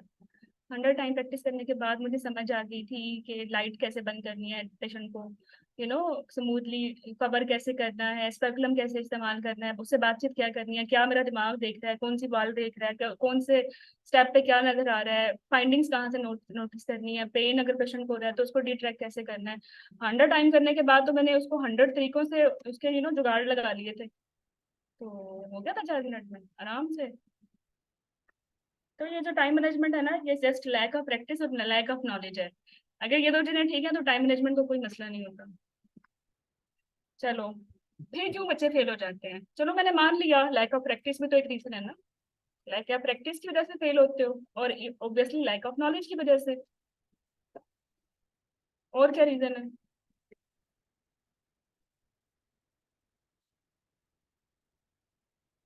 हम्म, क्या लगता है क्या रीजन है? देखो,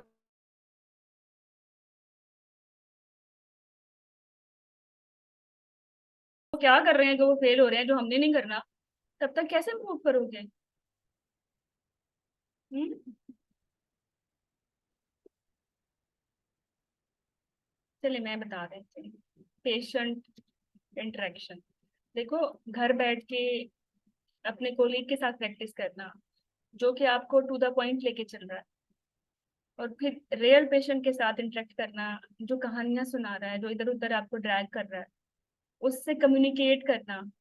यू नो एक पेशेंट, एक रियल पेशेंट और डॉक्टर, कम्युनिकेशन तो रियल पेशेंट के साथ ही होगा ना। कम्युनिकेशन विद कोलीग तो डिफरेंट कम्युनिकेशन है। हम्म, और आपको जज किया जाता है how you are interacting with patient. तुम तड़ाक कर रहे हो उसके साथ, डिसरिस्पेक्ट कर रहे हो, हार्ड हो रहे हो उसके साथ, अनकंफर्टेबल कर रहे हो उसके साथ, और उसकी गप्पे वो सुनाए जा रहा है तो बस सुने ही जा रहे हो, या उसको थोड़ा सा डायरेक्ट कर रहे हो, लीड कर रहे हो where needed, although reading questions are not appreciated. तो ये चीजें तो रियल पेशेंट नहीं बताएगा आप लोगों को, क्या ख्याल है? Patient interaction is the reason. तो इसके इसके इसके लिए क्या करना चाहिए? हॉस्पिटल जाना चाहिए, ये बताना चाह रही हूँ। शॉर्ट केसेस की तैयारी किसी किसी लाइव सेशन के साथ या घर बैठ के इतनी अच्छी नहीं होगी जितना तुम खुद निकलोगे घरों से और इसको तैयार करो। अच्छा, कितने केसेस हैं टोटल? 10 ओप्स के हैं और 10 गायनी के हैं। और अगर मैं उन केसेस को डिवाइड करूं चीफ कंप्लेंट में, तो फिर तो और भी नहर हो जाते हैं। 5 गायनी के बचते हैं ना, और 5 ओब्स के बचते हैं। तो इन 50 डेज में जितने भी, जिस सिटी में भी आप रहते हो, 3-4 हॉस्पिटल्स तो होंगे, living in a big city. तो अगर आपने एक वीक डेडिकेट किया है कि this week is for HMB, तो जितने भी पेशेंट एचएमबी के साथ आते हैं ना, मैंने इस हफ्ते में उनकी हिस्ट्री लेनी है और उनको हिस्ट्री स्टिल मैनेजमेंट तक जाना है, ठीक है। माइक ऑन कर दूँ? चैट बॉक्स लिख लो ना, फिर सब बोलने लग जाते हैं जो मैं बोल रही होती हूँ, फिर मेरे को सर्कल टूट जाता है। अभी माइक ऑन करने का टाइम नहीं आया आयशा, ठीक है।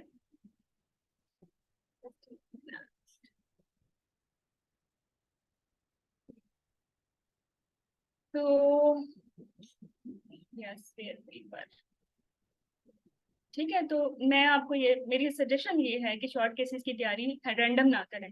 जैसा कि मैं हमेशा चीज़ों को ऑर्गेनाइज करती हूँ, और ऑर्गेनाइज करने से ही आप बेहतर होते हो रिवीजन में या रिप्रोड्यूस करने में, तो same for your short cases. ठीक है, if you have planned HMP तो कोशिश करें HMP के सारे केसेस सीक्वेंस में देखें। गायनी ओपीडी के जो यूनिट्स होते हैं, ओपीडी में जाके पेशेंट देखिए, वो नए पेशेंट होते हैं, वो आपको हिस्ट्री भी अच्छे देते हैं, if you want to examination भी करने दे देते हैं।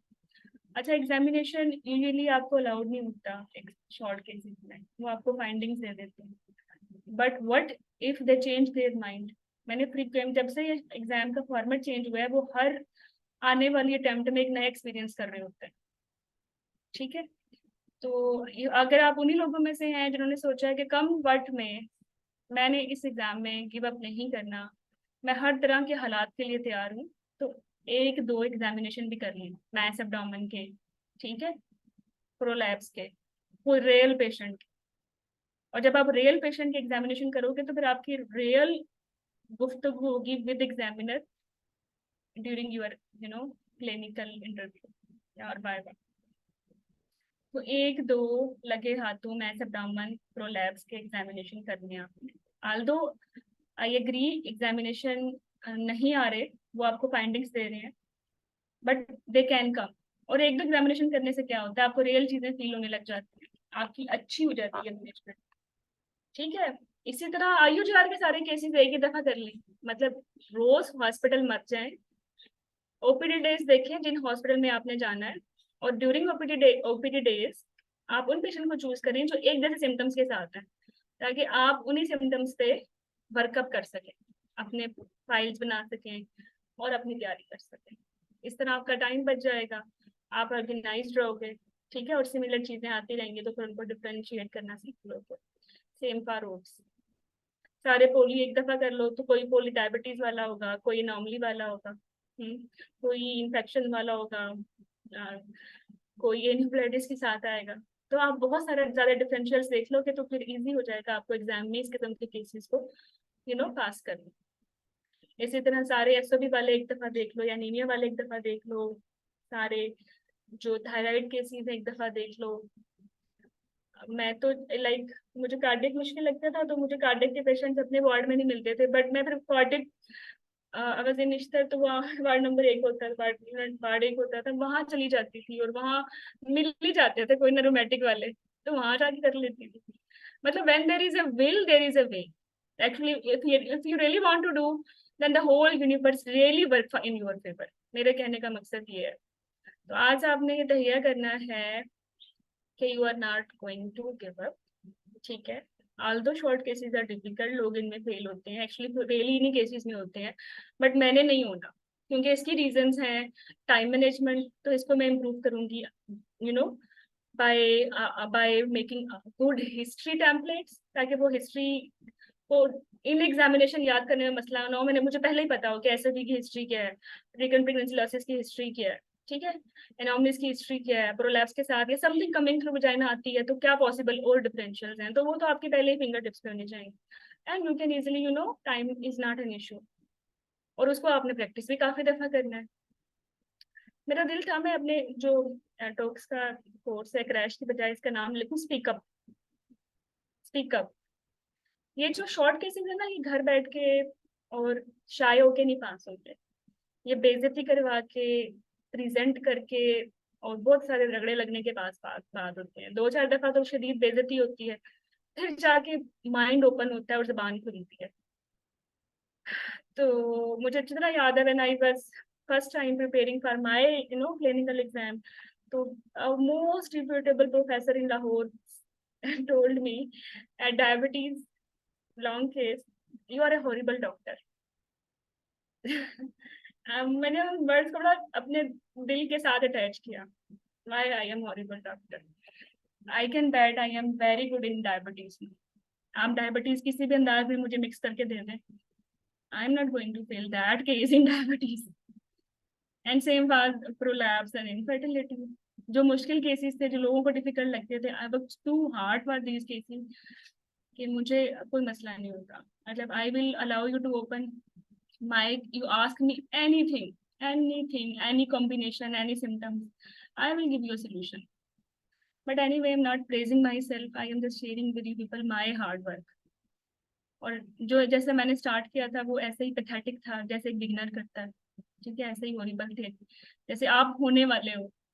तो इस बात पे गिव अप नहीं करना कि हमें कुछ नहीं आता, लोगों को तो बहुत कुछ आता है, मे बी वो रिपीटर हो, they are doing it second और थर्ड टाइम, आप पहली दफा कर रहे हो, आप पहली दफा थोड़े डिफिकल्ट, थोड़े आपको इम्प्रूव करने का जो है पता चलेंगी चीजें, लेकिन once you will start to work and when you will start to put your all efforts and 200% your efforts, then it will be easy, and then you will be much better than others who are going to repeat, because जो repeaters, मैं repeaters को discourage नहीं कर रही, exam में पास usually मुझे पता है repeaters होते हैं, उन्होंने रगड़ा खाया बहुत है बट मैं बिगिनर्स को एम्पावर करने के लिए बात कर रही हूँ कि आपने इस थ्योरी को नहीं लेना कि क्योंकि हम बिगिनर हैं, हमारा अभी हम पहली दफा तैयारी करनी है तो ये एग्जाम पास नहीं होगा। तो ये एग्जाम पास इसलिए नहीं होता कि आप शॉर्ट केसेस को लाइट लेते हो, घर बैठ जाते हो, हॉस्पिटल नहीं जाते, रियल पेशेंट से इंटरेक्ट नहीं करते, ठीक है, हिस्ट्री में पुअर होते हो, चीजों को कोरिलेट करने में पुअर होते हो, हिस्ट्री एग्जामिनेशन को जोड़ के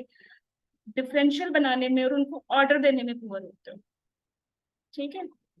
if you will work on these areas then definitely short case आपके पास है, और शॉर्ट केस पास है तो एक हार्ड वर्कर के लिए एक स्टैंडर्ड टॉक्स के बाकी 10 स्टेशन भी पास करना इजी है, and you are consultant that day इंशाल्लाह।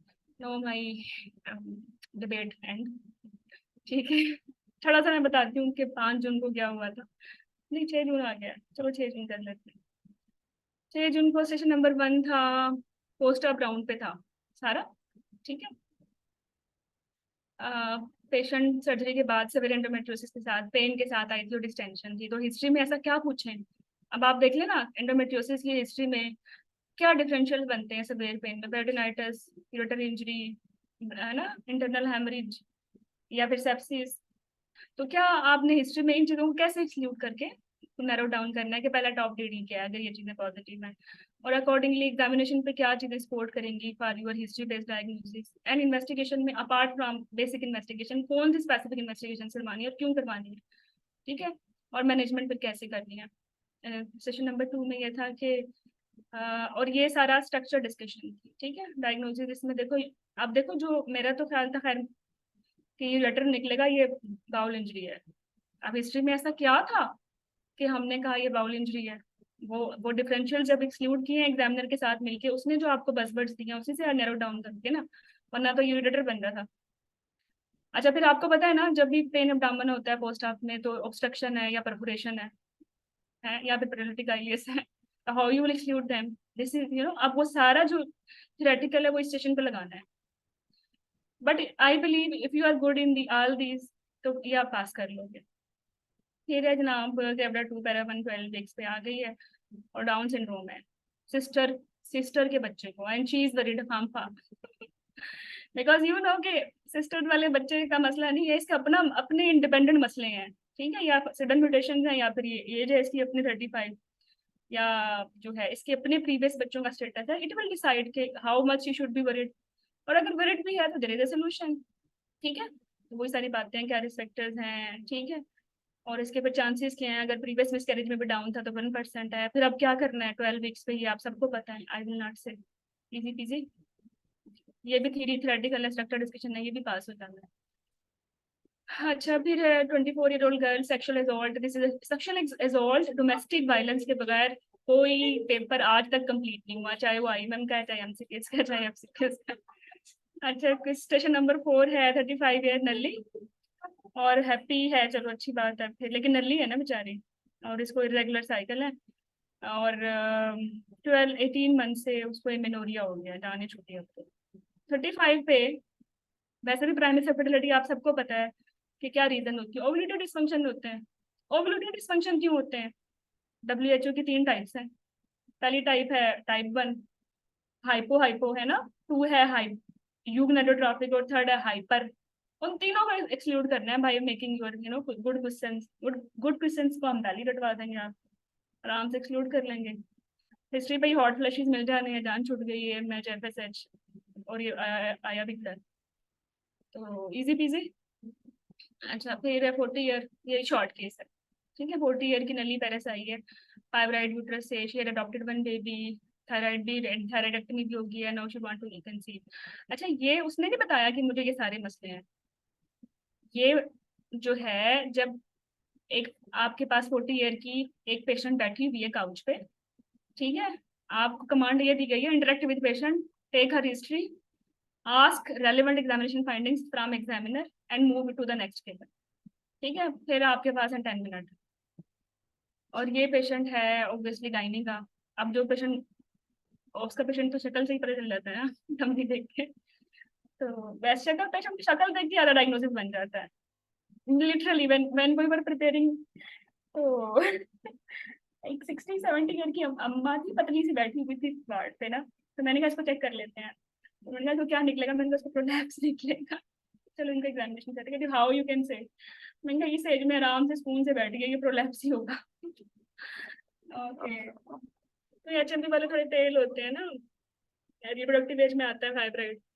और मैलिग्नेंसी वाले इतने हट्टे कट्टे नहीं, वो इस तरह आराम से नहीं बैठे होते। इनफर्टिलिटी भी नहीं निकलनी फिर इसको, फिर बचा है क्या, प्रोलैप्स।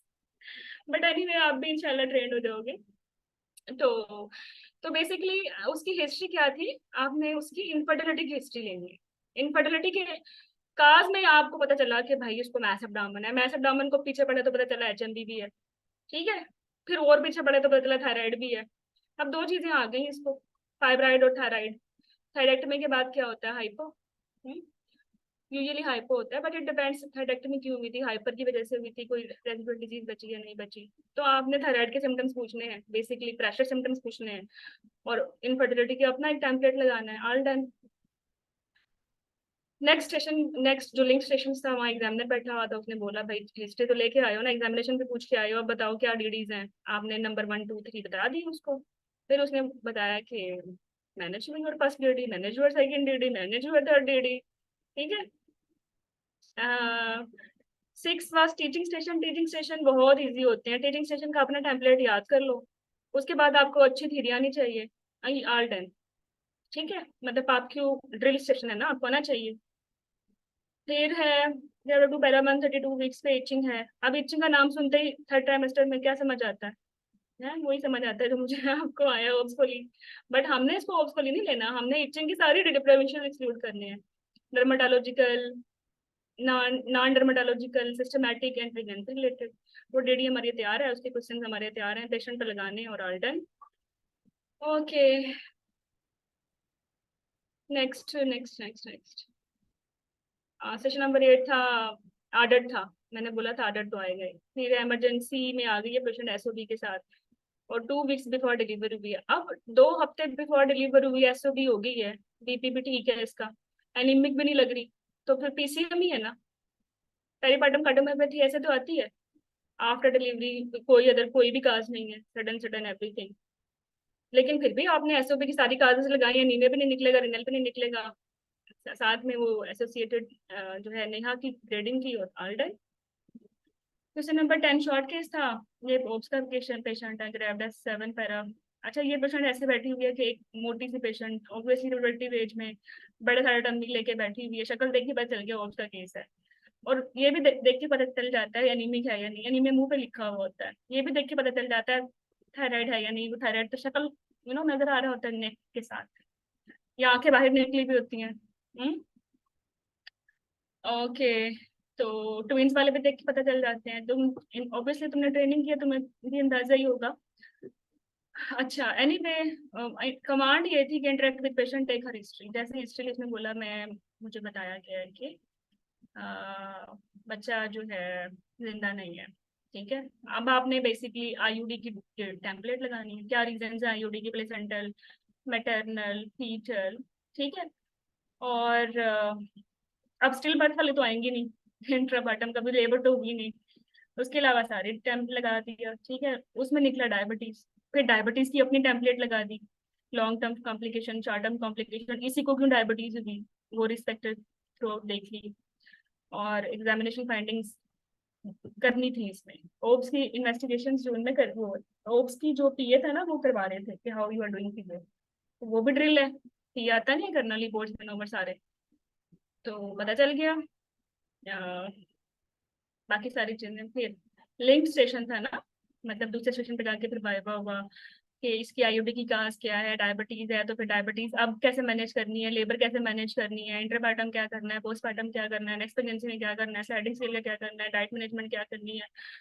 यू विल से कि क्रॉनिक डायबिटीज है, जेस्टेशनल डायबिटीज है, और वाइट क्लासिफिकेशन, वाई मैक्रोली macro, so many questions. Diabetes तो फिर बंद ही नहीं होता जैसे एग्जामिनर लेके जाना चाहे, बट diabetes पे we will discuss these stations in 50+ scenarios, so you will be very trained how to handle diabetes. 11 में ये था कि 65-year-old पेशेंट है, ब्लीडिंग के साथ आ गई है। अब पोस्ट मेनोपॉजल नहीं है ना, ऑब्वियसली टीएमबी के टेम्पलेट लगानी है। फिर स्टेशन नंबर 12 है कि मेडिकल रिससिटेशन सीपीआर करके दिखाना है, और सीपीआर के साथ साथ क्वेश्चंस भी थे कुछ, वो आपने आंसर करने हैं। तो ये वो पेपर है जिसपे लोग आराम से 6 जून को कंसल्टेंट बन के आ गए थे। इंशाल्लाह तुम भी बन के आ जाओगे, इसमें क्या दिक्कत है। ठीक है, तो ये जो आने वाले 50 डेज हैं, इसको इतने अच्छे तरीके से यूटिलाइज करो कि ये ड्रिल्स एक्सटेंडेड, ये जो स्ट्रक्चर डिस्कशन है ये तो मिस हो ही ना, और अभी से अपने शॉर्ट केसेस पे काम करना शुरू कर दो। और फॉर्चुनेटली थ्योरी के फौरन बाद ही हमने हिस्ट्री, हमें अंदाजा था बच्चे हिस्ट्री में फंसते हैं, because we are following the course from last 5 year. जो बिगिनर है वो भी हिस्ट्री पे फंसता है, पेशेंट इंटरेक्शन पे फंसता है, डिफरेंशियल पे, या लिंकिंग या synchronization of all these components फंसता है, और एक रिपीटर भी इन्हीं पे फंसता है।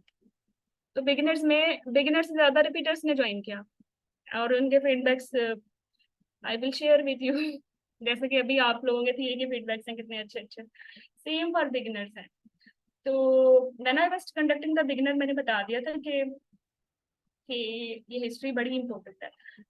तो coming towards our course for crash course, I have added beginners exercise तक। जिन्होंने बिगिनर्स नहीं लिया था, उनकी कहानी बिगिनर्स से ही स्टार्ट होगी, क्योंकि शॉर्ट केसेस के आपने डिटेल्स आपने देख ली हैं। तो हिस्ट्री अच्छी नहीं है तो फिर तो कुछ भी अच्छा नहीं है। तो we will start from history. अब आप सुनिएगा मेरा बिगिनर सेशन का orientation session, and you can link all these things. However जिन्होंने बिगिनर्स नहीं लिया वो अब उनको एक्सेस होगी बिगिनर्स की। तो वी विल स्टार्ट फ्रॉम 26 अगस्त, तो टिल 26 अगस्त वो क्विकली अपने बिगिनर्स के टास्क पूरे कर लेंगे, और फिर ऑनवर्ड्स 26 से बिगिनर्स वाले और आप दोनों हम क्रैश कोर्स स्टार्ट कर लेंगे। अच्छा देखो, क्रैश कोर्स में अभी मुझे कुछ खास प्लान नहीं पता। अभी तुम लोगों का 3-4 घंटे पहले थ्योरी का रिजल्ट आया है, और मुझे 100 मैसेजेस आ गए, मैडम टॉक से बता दें। मैंने कहा तुम लोगों को नींद तो आनी नहीं है, तो मैं बता दूं कैसा ये एग्जाम है, मतलब थोड़ा बहुत तुम लोगों का आइडिया हो गया होगा। बट एनीवे, अब चूंकि एग्जाम चेंज हो गया है, जुलाई से पहले वाले जो लॉन्ग केसेस हैं या स्टेशन हैं वो थोड़े चेंज हुए हैं, तो हम क्या करेंगे, जुलाई से ऑनवर्ड वाले सारे करें। ठीक है, जुलाई से ऑनवर्ड 5 पेपर्स हुए हैं, और हर दिन लेट्स सपोज 14 स्टेशन हैं। तो ये कितने स्टेशन हो गए? ये 70+ स्टेशन हो गए जुलाई के सिर्फ। फिर नवंबर 2022 में पेपर हुआ, उसके भी 70+ हैं। फिर अभी जून में हुआ है फैब अटेम्प्ट वालों का 2023 में, उसके भी 70+ स्टेशन हैं।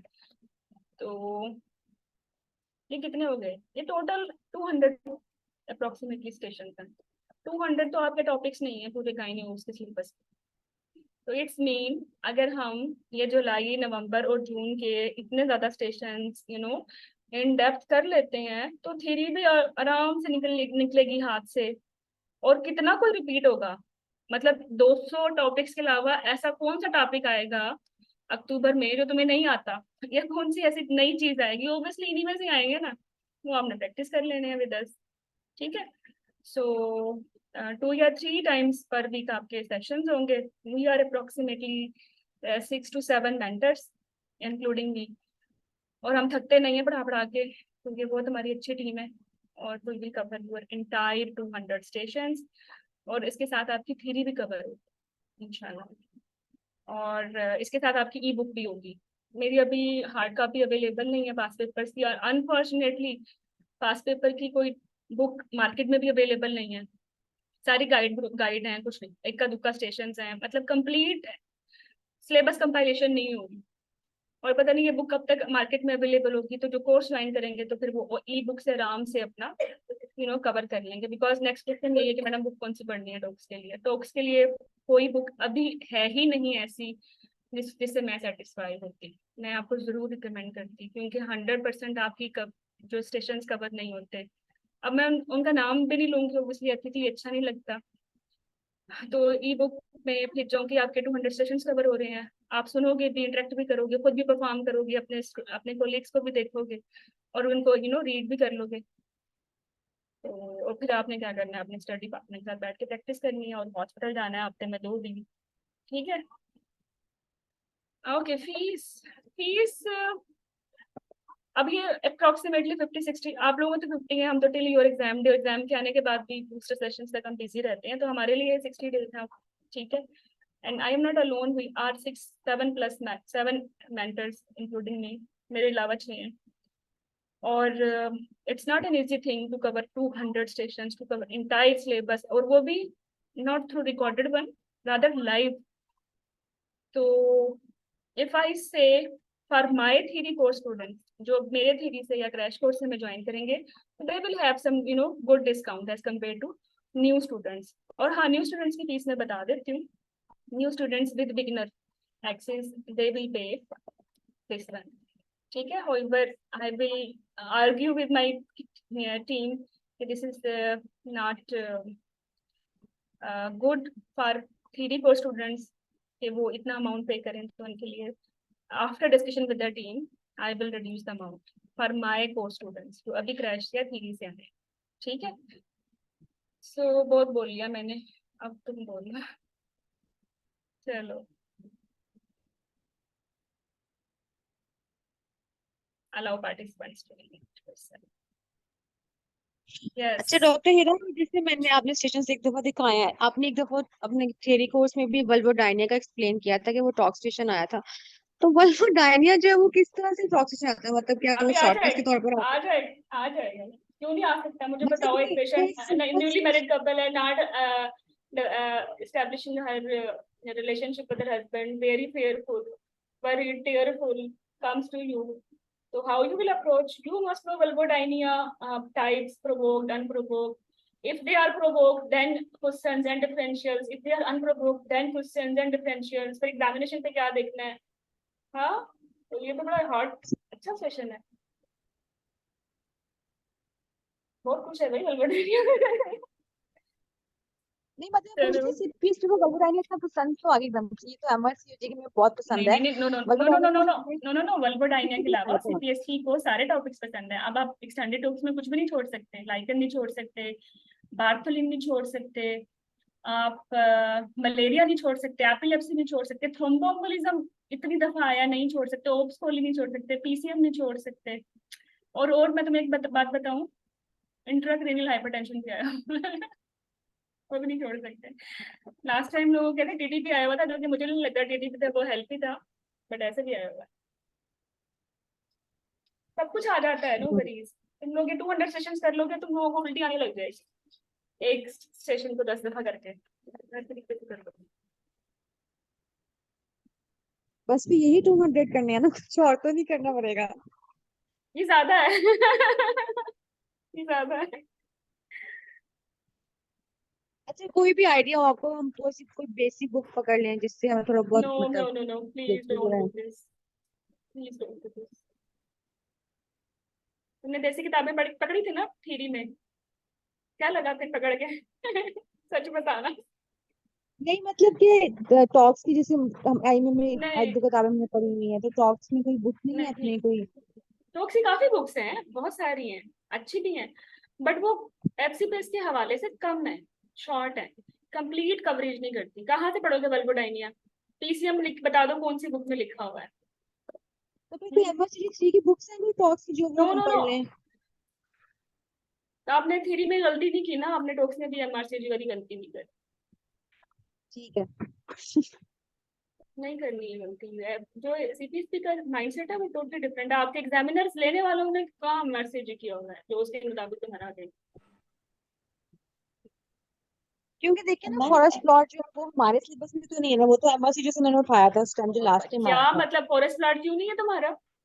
ऑडिट करना, स्टडीज पढ़ना, आर्टिकल लिखना, पब्लिश कराना, साइनोप्सिस, डेजर्टेशन, ये तुम लोग कर चुके हो अगर अगर आप हाँ कहते हो ना मैडम मेरा थीसिस अप्रूव हुआ और मुझे फॉरेस्ट प्लॉट नहीं पता, तो आपका थीसिस शुड बी कैंसिल।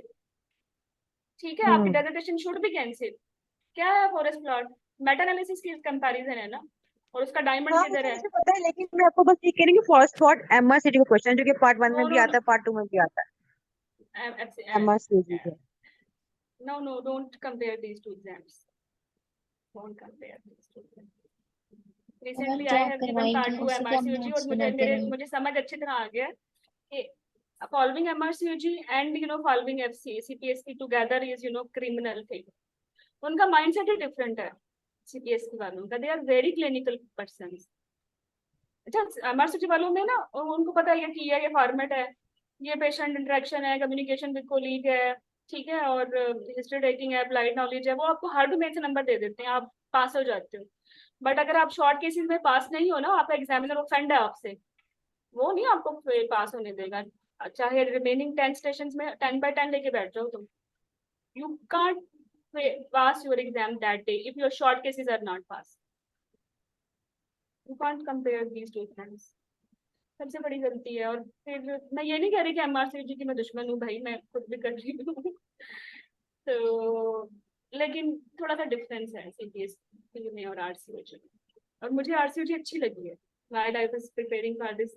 मैं सुकून में थी यार, जो उन्होंने बोला है ना, जो कमिटमेंट है उसी में देंगे ना, इधर उधर तो नहीं जाएंगे। तो और मेरी बात सुनो, एमआरसीजी की बुक्स में क्या पीसीएम नहीं है? आप मुझे को मैडम पीसीएम वहां से आया हुआ है, ये तो गलत बात है ना। एनीमिया वहां से आया हुआ है, पोरस ब्लड वहां से आया हुआ है, और थायराइड वहां से आया हुआ है, आईयूजीआर वहां से आया हुआ है। तो आपके अपने एग्जाम से मेरी ये सारे टॉपिक्स हैं, ये 200 स्टेशन आपके अपने सिलेबस के हैं। Definitely they will come in RCPI, in MRCOG, in एपकॉग, इन एवरीवेयर। पूरी दुनिया की ओबीजी इन टॉपिक्स के बगैर कंप्लीट नहीं होती।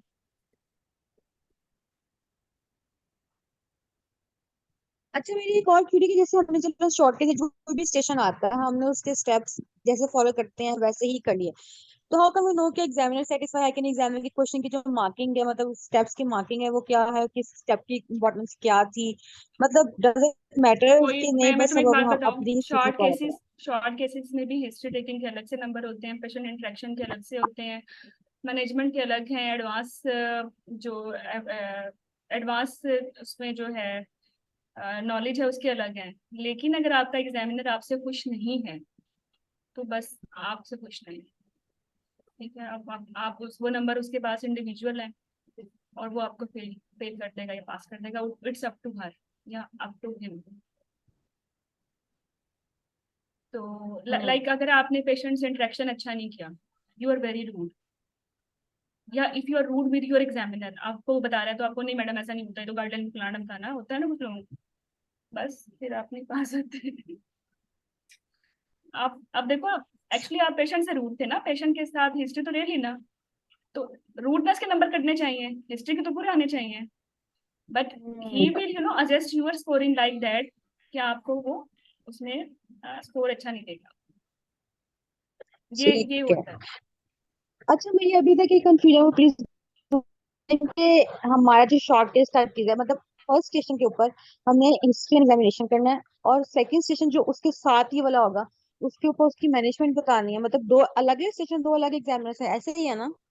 दो अलग दो जॉइंट स्टेशन में डिफरेंट एग्जामिनर्स हैं, पेशेंट एक ही डिस्कस होगा। ठीक है। ये 1-2 सेकंड चलेंगे ना आपके हमारे साथ, तो फिर आपको इजी हो जाएगा। अभी तो आपने ठीक है। 6 जून का पेपर देख लिया ना कैसे था, एक गायनी का शॉर्ट केस देखा, भी उसका देखा है ना।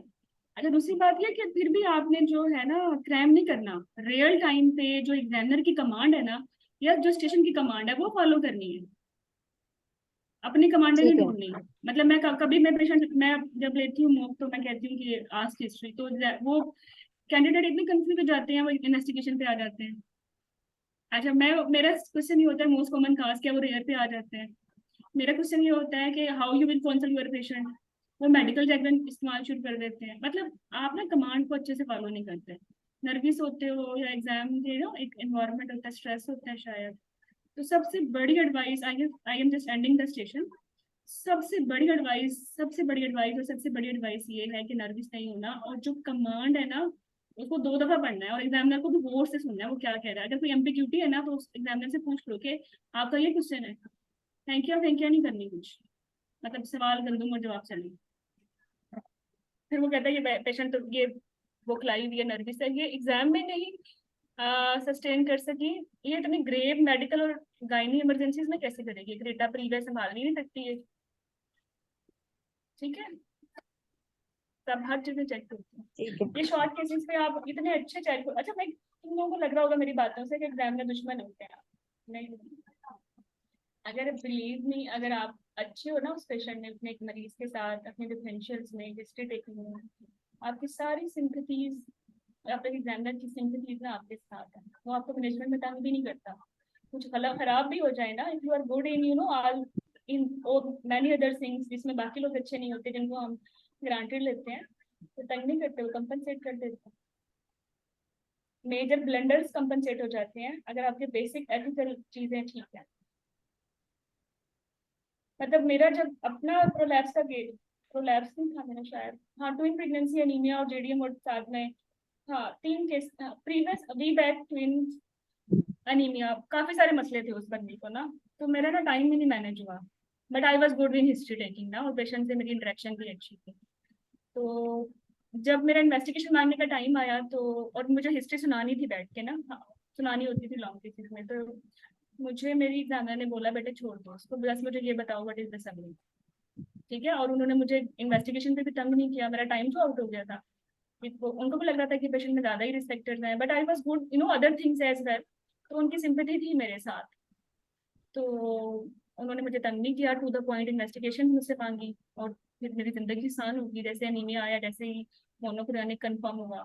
और वैसे वो अनश्योर ऑफ डेट थी, और जो मैंने डेट मैंने निकाली, तो मेरी डीओपी गलत निकली थी, उन्होंने मुझे इस पे भी कुछ नहीं कहा, मतलब कंपनसेट कर दिया। तो कहने का मकसद ये है कि अगर आपकी इम्पोर्टेंट मैंडेटरी चीजें अच्छी है ना, और एग्जामिनर आपके साथ है, तो फिर एक्चुअली वो स्टेशन आपके साथ है, आपके साथ है, दुनिया आपके साथ है, दुनिया आपका है फिर। और ये चीजें मैजिक नहीं है, इन चीजों पे एफर्ट करनी पड़ती है, हार्ड वर्क करना पड़ता है, 100 दफा मरीज से हिस्ट्री लेनी पड़ेगी अपने। अच्छा, अच्छा, जो दिन एग्जामिनेशन का दिन होता है ना आयशा, जो बच्चे पहले एग्जाम की प्रैक्टिस नहीं करते विद रियल पेशेंट, या किसी को लाइव परफॉर्म नहीं करके देते, उनको लगता है हमने चूंकि क्रैम कर लिया तो हम एग्जाम में भी कर लेंगे, तो जिस दिन एग्जाम होता है उस दिन उनको पता चलता है कि उनमें कितनी शॉर्ट कमिंग्स हैं। दो दो बातें रिपीट करना, बिल्कुल ब्लैक आउट हो जाना, ये सारी चीजें उनको उस दिन पता चलती हैं। तो ये नहीं आपने करना, आपने अच्छी सी प्रैक्टिस पहले ही करनी है, ताकि आपको अपनी शॉर्ट कमिंग्स जो कि आप आइडेंटिफाई करोगे वो पहले से बताऊं, और आपने उन पर वर्क करना है। ठीक है, ठीक है। तो प्रैक्टिस इज की, प्रैक्टिस इज की एंड प्रैक्टिस इज की। थीरी अच्छी है, थीरी पास हुई है, तो आज बात हो रही है ना आज, तो अब इसको इम्प्लीमेंट। मैम मैंने आपसे पूछना था कि हम जो आप स्टेशंस कराए हमें, हम वो पास करते जाएं, उसके नोट्स बनाते जाएं, और वीक में 2 से 3 दफा अपने तुमने नियर बाय नोट्स भी नहीं हॉस्पिटल्स बनाने में हैं, तुम चले लोगों जाएं। ने सिर्फ, तुमने सिर्फ हमें सुनना है, और फिर हमने ठीक है तुम्हें मैम। सुनना है। बाकी ई बुक में सब कुछ लिखा होगा, पढ़ लीजिएगा। ठीक है, चलें ठीक है मैम। और बाकी बस हम 2 to 3 टाइम्स हॉस्पिटल चले जाएं और वहां पर हफ्ते, प्रैक्टिस नो नो करें नो, हफ्ते पेशेंट्स में पे। 2 दिन जाना है, सारा टाइम बर्बाद नहीं करना ठीक बैठ के, सुबह निकले हैं वो शाम तक ठीक है मैम। थक के ही खाए जा रहे हो। नो नो नो, स्मार्ट तरीके से, मैंने बोला है ना, आपने बोलना ठीक है है कि भाई मैम। मैंने आईजीआर करना है इस हफ्ते, तो आपको पता है ओपीडी का अच्छा वो अच्छा। उसका है ना इस यूनिट का, तो इसमें आ ही जाएंगे 2-4 रोज आईजीआर, तो बस चले जाते हैं इस दिन ओपीडी वाले दिन, क्योंकि नए पेशेंट होते हैं ना, और उनकी हिस्ट्री बहुत सारे कैंडिडेट्स ने ली नहीं होती, तो वो बड़ा अच्छे तरीके से देते हैं, वरना एक ही ले लो ना पेशेंट की 2-4, आप वार्ड में एडमिट हो जाए, वो तो नहीं हमसे बात करते हैं, हमको देखते ही मुंह फेर लेते हैं। अच्छा ठीक है मैम, सही हो गया। थैंक यू चलो, मैम। Good luck. ठीक है, थैंक यू मैम। और ये एग्जाम बहुत आसान है, जैसे आज आज की जो मेरी सारी बातें हैं ना, मैं कहते हैं ना, अंदाजे बयान करके मेरे शौक नहीं है, शायद कि तेरे दिल में उतर जाए मेरी बात। ना राइट देखो ना लेफ्ट देखो, जो तुम्हें बताया है ना, तो बस वो करो, और यू आर अनस्टॉपेबल। अच्छा मैम, ठीक है, thank you so much ma'am, जज़ाकल्लाह। Thank you. और हाफिज़ मैम।